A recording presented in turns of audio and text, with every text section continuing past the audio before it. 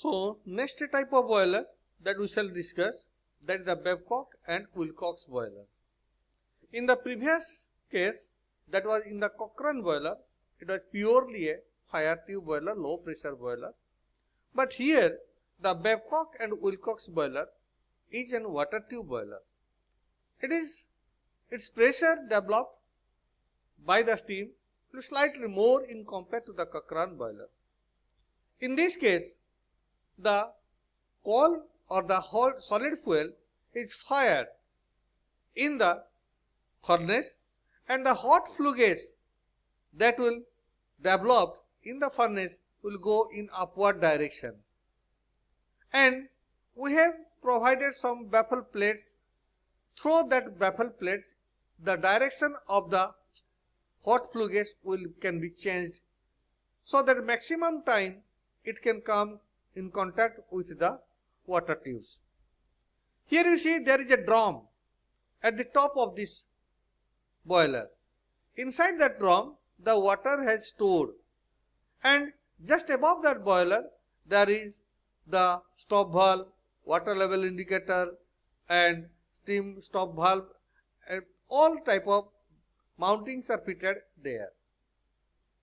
In the downtake header, the water will come from the drum and it will go through the water tubes, and then it will go to the upper header, so that the hot flue gas will come in direct contact with the water tubes, and the heat will transfer from the hot flue gas to the water through the tubes, so that the hot flue gas, that is hot water, which will be collected in the upper header, that will go to the again the drum, so that the steam that develop will be collected at the upper part of the drum, and that steam will be stored there, and that is purely a wet steam.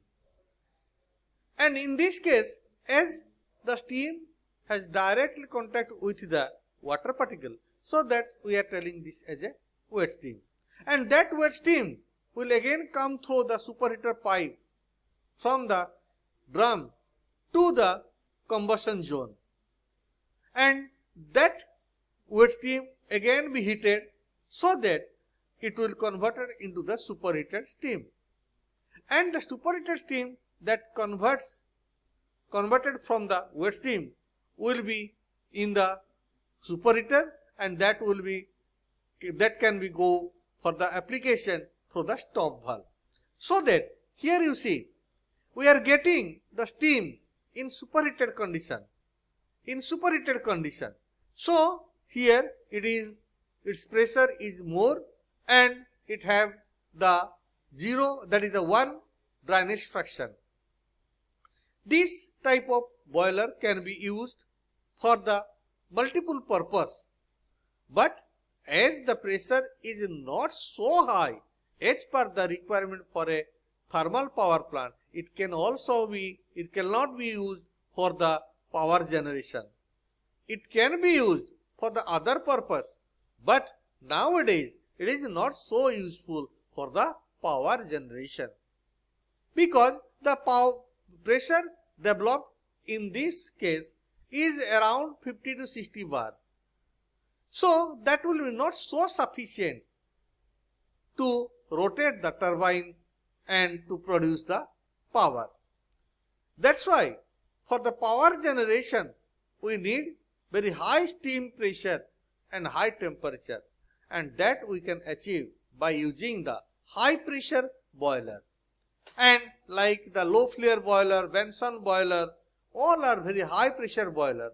We can use for those type of boiler for the power generation. But this type of boilers are very old pattern of boiler, and maximum time we are getting the wet steam, though there is the superheater.